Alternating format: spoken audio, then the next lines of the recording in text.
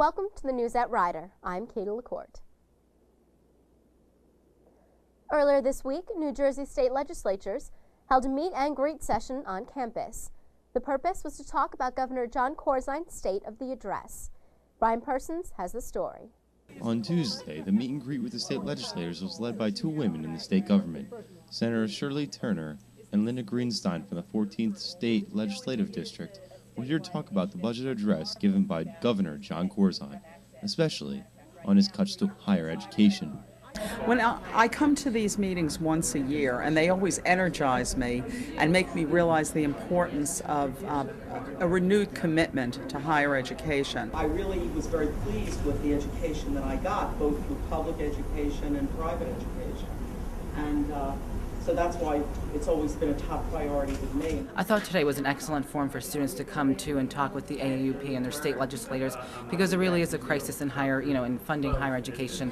And I think today was a great day to just, see the recommendations the AAUP has in finding a dedicated source of revenue for higher funding in education, because we're exporting so many students after they leave from college, or they're going to other states for different jobs, and we're not maintaining those students in the state of New Jersey. In the legislature, we are bombarded with different lobbyists, people who come to us about all different issues, hundreds of issues, literally. And it's incumbent on the groups to come to us and let us know what their particular problems are.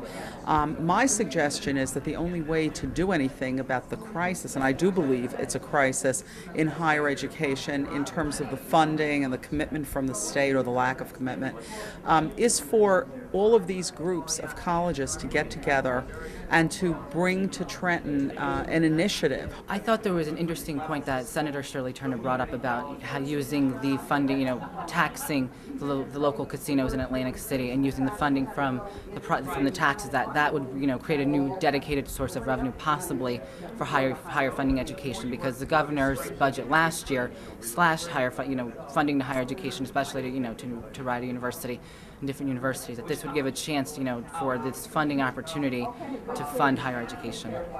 During the discussion, the point that casinos were taxing themselves and putting the money back into their own casinos came up. This was agreed with by Senator Turner, and she was quick to say that this is where the money for the funding for higher education could come from. This has been Brian Persons for the News at Rider. The Student Senate met Tuesday to discuss important campus issues on this semester's agenda. Nicholas Balassi reports. Tuesday's Senate meeting included presentations from 3 different clubs seeking recognition. The first club to present was the Student Athlete Mentors Club, which was approved by the Senate. The Lawrenceville Community Center has a sports academy that meets Tuesdays, Fridays, and Saturdays. And we've made a commitment to go Tuesday nights. And we play with the kids, usually basketball. But we also teach them other sports like volleyball, soccer. If the girls' soccer team, they went, if you guys want to stand up. And I know the field hockey team goes. The other things that we've done is going to hospitals, delivering candy for Halloween and Easter baskets. As you can see, we've dressed up. There's also a picture in the pamphlet. And we just meet with the kids, kind of break up their day. And then we also went with Easter baskets and kind of just hung out with the kids. The Paintball Club put forth their agenda during their floor time, but the Senate did not officially confirm the club. Rider, the SRC, does not have a lot of storage, but she's looking into certain closets where we can just store our guns, and then we'll put the only ones that'll have entrance to it is either myself and maybe like a facilities owner, a facilities manager, and something. And then we'll have a sign-in sheet to know whose guns are in, and if anyone else's is out, why, where it is, so that we won't ever be held liable if anything paintball related happens on there. And the things that will be stored in that closet would be all the markers, all the paint, all the air tanks, and everything. And the storage facility, I've already went over with Diane Claus. It needs to be temperature controlled, because there's a lot of things that are very temperamental when it comes to temperature. If anything goes from extreme hots to extreme colds, everything in the room could be destroyed. Senator Laura Vendetta cited storage as well as liability issues as some of the reasons why the paintball club may not have gotten approved. The university has very high security and insurance policies, so I feel that the university is definitely capable of providing something for the students and providing all students with the proper safety for having this club on campus. I mean, it's totally not out of the question, and there's definitely certain actions to be taken by the administration, but definitely it's not something that I think the Student Senate should have to solve themselves. I mean, it's on a greater level, and I think that the public safety and the administration as a whole definitely have the power and sources to make this possible for the students if it's something that they feel so strongly about. I think it's a great club. I think the two people that presented, they have a good vision, they know where they want to go. I think it's just the point of the whole process. We need to know where we're going to store these things. The Riders Sustainability Club, designed for environmental awareness, was approved by the Senate. We plan on achieving our goals by minimizing the amount of trash that's produced by our campus and just educating people on the way that they can make a difference, because I think that's a big point that's really hard to get across, that little things that you do can actually make a difference and that our fate really isn't sealed yet. Like, there's things that people can do, especially if we get our entire rider community together and get them all on board with stopping the amount of trash that we're producing and the ways that we're affecting the environment. So. Now, although today's Senate meeting was filled with club recognitions, one thing that was brought forth at the end of the meeting was the fact that the university is looking to change the bronc on the logo. Students from the Senate were asked to go onto a panel to provide their input on the issue. For more information, you can log on to Riders' website. The Student Government Association elections are coming up. The SGA election applications are due March 20th, and if you have any questions, you can contact the Dean of Students' office. The Asian students at Rider recently hosted an Eastern Passion meets Western-style charity benefit for St. Jude's Children's Research Hospital. Elizabeth Manicki has more on the story.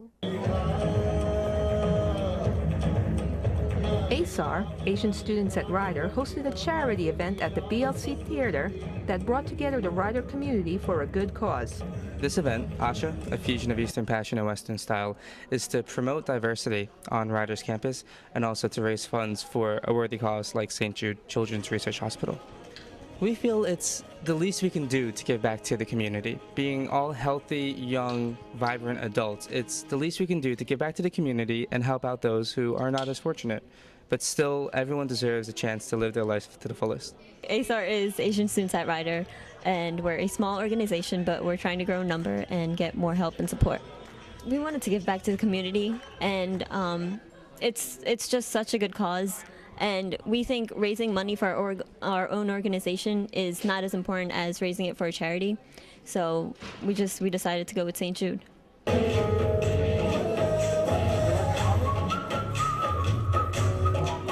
It's a promotion to those children who are fighting to survive in this world today. So I just want to aware people that if they come to these kind of events, all the money they're spending is actually going toward the charity, and it's helping others. It's not only an exciting night, it's also a charity to help those children. The whole club, ASAR, and all of us together just put this up, came up with it.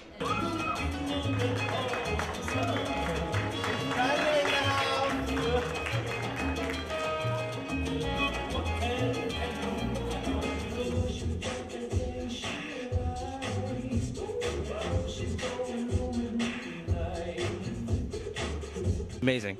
One simple word, amazing.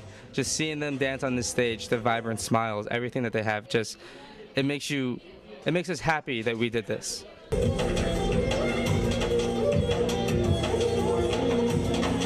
I'm Elizabeth Manicki for the News at Rider. Rider University will host Global Encounters Destinations London, a study tour this summer from June 29th to July 22nd. This will be a 3-credit intensive summer program based in London, England. It is designed to provide students with a background in English, history, politics, literature, and the arts, as well as an examinations of London as a site of historical and cultural development throughout the centuries. For more information, please contact Dr. Barry Seldes in Fine Arts 265 or Dr. Linda Materna in Fine Arts 379. Application forms and processing fees will be available in the International Programs Office in BLC 105. The Rider University Art Department is now featuring the work of Audrey Flack in the Art Gallery. Kelly Dixon has the story. Beginning today, the Rider University Art Gallery features the work of abstract impressionist Audrey Flack. Flack has done some abstract expressionism, self-portraits, and sculptures, but is best known for her revolutionary work in the genre of photorealism. Professors and students alike were very impressed with the work. Well, Audrey is very well known, and so there was no question in terms of thinking about the quality of her work. So it was a matter of trying to figure out when to place her in our exhibition schedule and to see if we could get her to mount an exhibition. And so I was able to finally connect with her, and we talked about an exhibition, and so this exhibition is more concerned with the work that she did when she was a student in the 1950s. And so we title it Abstract Expressionist, but that's not what she is. You know, she made her name mainly as a photorealist. I'm really particularly impressed with the show. I think it's as good as any show I've seen in Soho. It's also been very exciting for me to see this body of work, which is so radically different than the artist's better-known work. Well, this show in particular I think is pretty amazing because of the artist herself.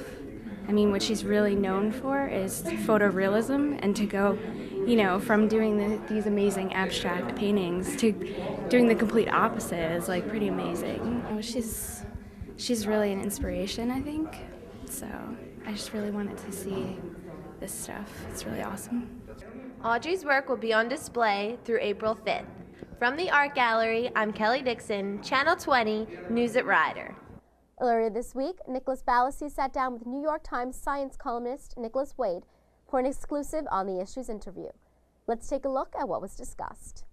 What could stem cell research potentially do for our knowledge of diseases and different things right now in science and health? Well, what it could potentially do is, and it could make use of the fact that all the billions of cells in our body originate from a single cell, and all the cells in our body contain all the information from the original egg from which we came.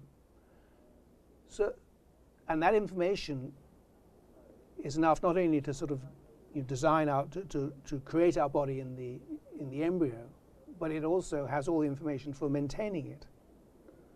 So if only we could somehow tap that information for when things go wrong, because all the information is basically there to correct it, that would be a much more profound kind of medicine than the things we have at present, which I'm sure in sort of 50, 100 years will be regarded as immensely crude, like we regard sort of burning holes in someone's back as a totally antiquated kind of medicine. So we use the knife, which is very crude, or we use these powerful drugs, which are basically poisons, and these are the best things we have. But they're so unsubtle compared to what the body itself could do. So the whole idea of what is called regenerative medicine is to use the body's own systems. And a very central piece of that is stem cells, because the way our tissues are constructed, it seems, is that you have a guardian stem cell for each kind of tissue. And this stem cell keeps on throwing off new cells which turn into the adult cells of that kind of tissue. So supposing, I don't know, you have liver damage because you've drunk too much and the liver cells have been killed. Well, wouldn't it be great if somehow you could find a liver cell which would generate more natural liver cells, and that would repair someone suffering from cirrhosis, which is basically ultimately a fatal disease. Wow. That's what we hope we can do. So far, I would say we haven't made a great deal of progress. For the full interview, tune into On the Issues here on Channel 20 or online at www.nickbalassi.com. This year's Woodrow Wilson's visiting fellows will be Robert Cogan and Pawsey Escott. Both composers and faculty members at the New England Conservatory are scheduled to visit Rider University on March 26th to the 30th on both campuses as an addition to Rider's International Week celebrations. Exploration, intrigue, mystery, and the Discovery Channel. This past Sunday, the cable network aired a documentary produced by James Cameron entitled The Lost Tomb of Jesus. In this 2-hour documentary, archaeologists explored 10 limestone coffins found in 1980 believed to once hold bones of Jesus and his family. 7 of the 10 coffins found bear the names of Joseph, brother of Jesus, Jesus, son of Joseph, Marame, a Greek form of Mary Magdalene, Mary, Matthew, son of Joseph, James, son of Joseph, and Judas, son of Jesus. In the documentary, scientists looked at DNA evidence, concluding that Mary Magdalene and Jesus were not related, therefore determining that they must have been married. Statisticians calculated the odds that the tomb containing these coffins was another family, and not the family of Jesus, but to a 1 in 30,000 possibility. This documentary has captured the attention of television networks, church clergy, and people of all religions alike. This discovery could change the very face of religion and history. We interviewed students all over campus to see their reactions and opinions to this controversial topic. Christ and the Church. The Lost Tomb asked questions and raised mysteries. Rider University Network was able to interview students, faculty, and staff and got their opinions on the documentary.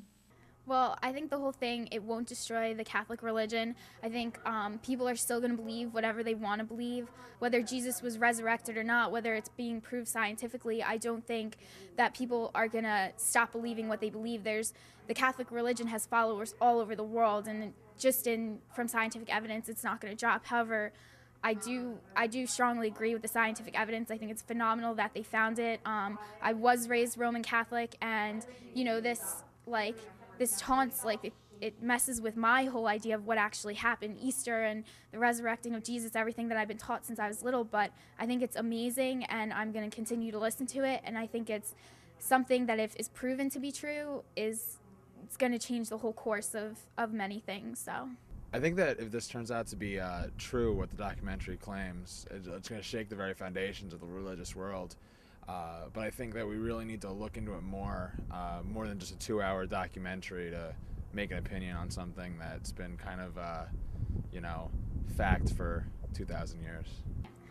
So basically I thought that it was really interesting, but at the same time I think that no matter what they do find, faith is all what religion is, and they said there's that 1 in 32,000 chance, whatever, and I think that people who have true faith in their religion is going to believe that it's not their tomb. I think it's kind of ironic that these kinds of issues are,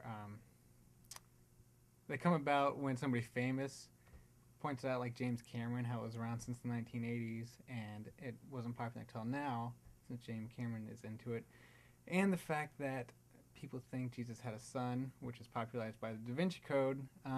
Any credible historian or theologian doesn't really believe that. So it's for your average reader, and doesn't have a lot of credibility. So therefore I don't really find a basis to be too worried about it. That's my opinion. I have not looked at or have not seen the television program last evening, so I cannot comment on that. I only know from what I've heard in the news and read, not in depth in the last, whenever this surfaced, is it's about 30 years old since this became prevalent. And if it had a huge amount of validity to it, I would think that, say, 20 years ago, somebody would have made a lot more of it.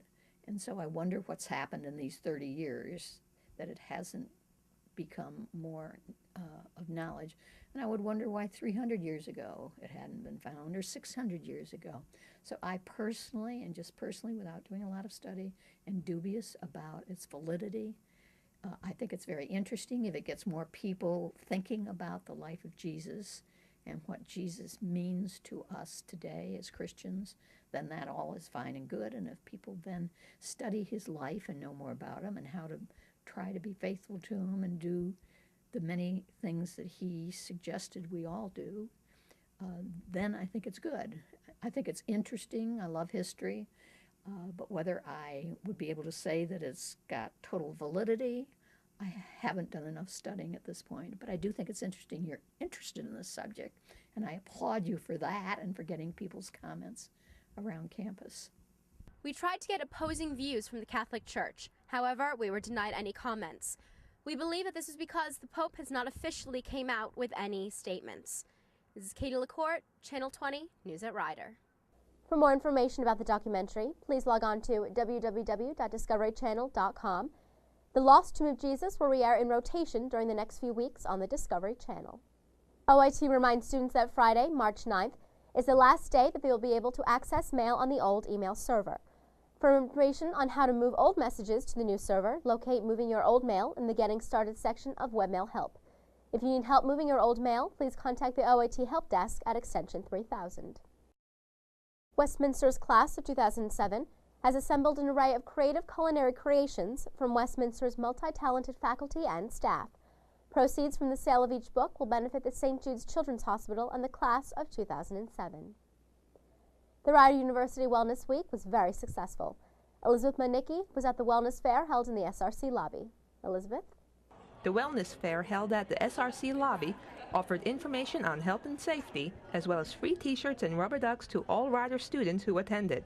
We're just promoting wellness on kind of a full spectrum, anywhere from proper dieting to sexual health, as well as we have a table with NJ CASA, which is the New Jersey Coalition Against Sexual Abuse. We have Vox here, Planned Parenthood. So we're pretty much covering the whole spectrum. I think it's very important just because at this age and going into college, they're a little confused maybe.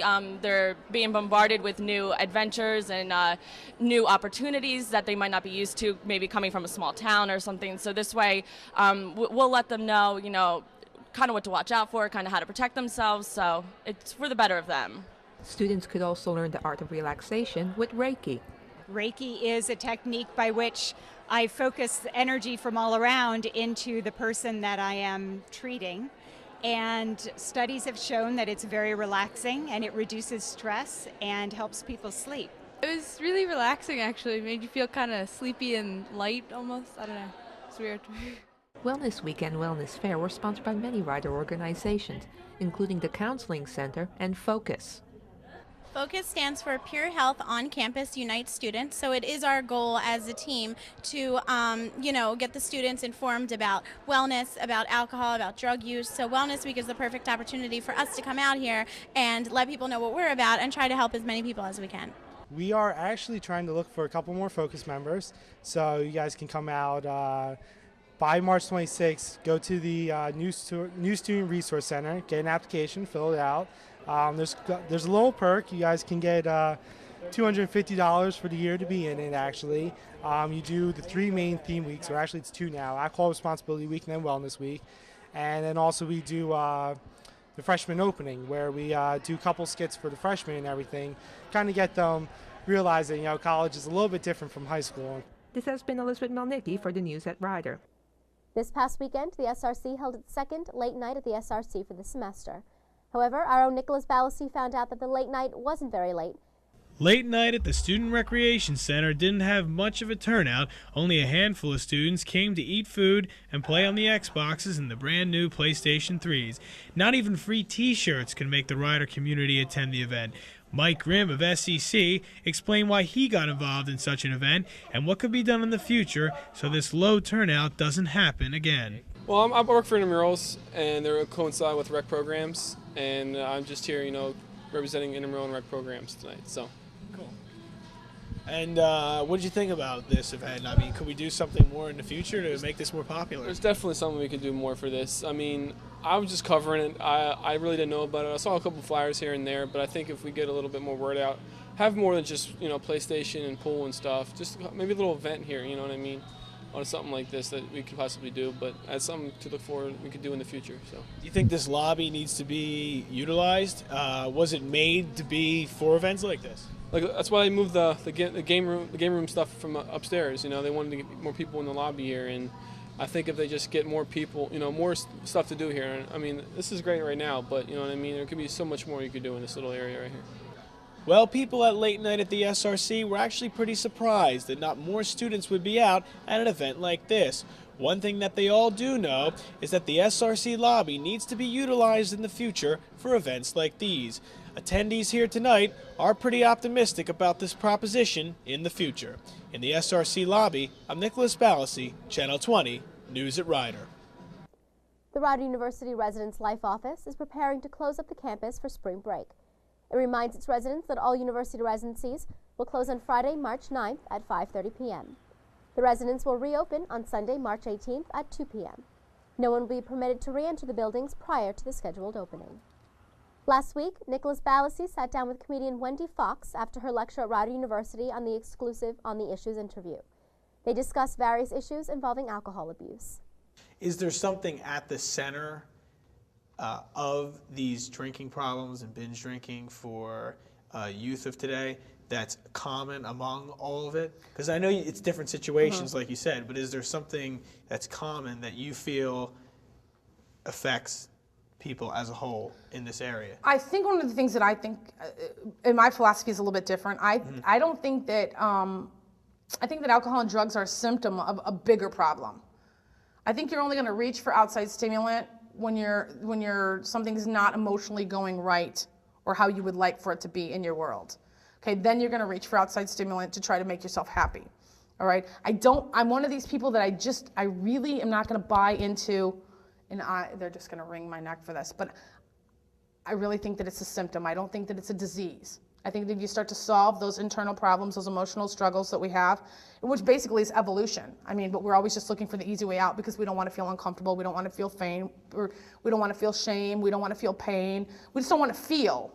So then we start to reach for outside stimulant. When in fact, if you would learn about yourself, figure out why you feel that way, what's happening, how to work through your emotions, then I don't think that we'd reach for as many things as we do. Now, this kind of carried through in your lecture about how students should, and youth, of course, manage their stress.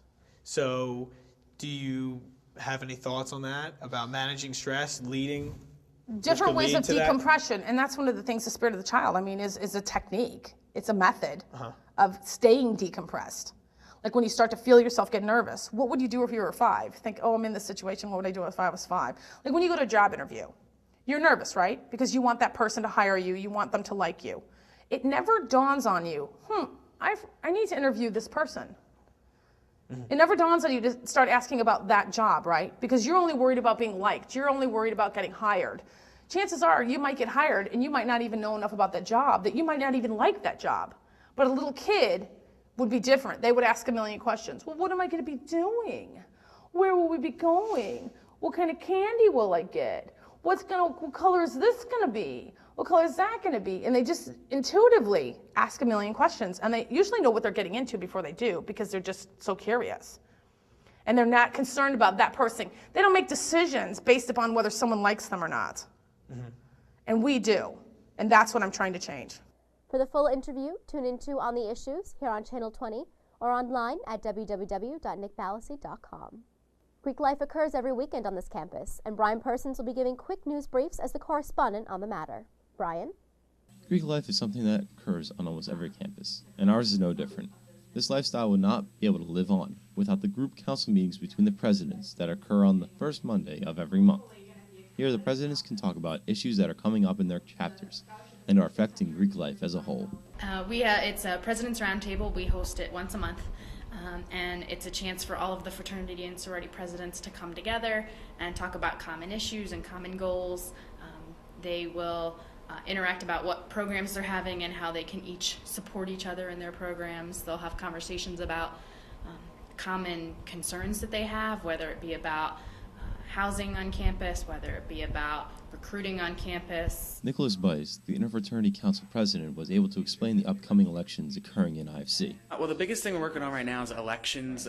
We just had our applications go out last week after our exec meeting, and they're due right after we get back from spring break, which is Tuesday the 20th at 5. We're going to do a review of them at our meeting that day, and then we have a group interview tentatively scheduled for Friday the 23rd. Where we're going to interview all the applicants, and they're going to be presented with a problem that an IFC would have to possibly handle, and they're going to present their solution to the problem to the current IFC board. Teak, one of the national fraternities on campus, is very involved. Joseph Albrick explains. We're trying to get a golf tournament off the floor. I don't know if it's going to happen now. It's kind of busy semester because we're getting our charter this semester, so I mean the golf tournament would be great, but I don't know if it's going to happen necessarily. But we've done, the food events. We've, raised some funds, like just for going grocery stores, stuff like that. But the fun, like as far as I think community service, we've definitely done really well this semester. This has been Brian Persons for the News at Rider. That's it for the News at Rider. I'm Katie LaCourte. Thanks for watching.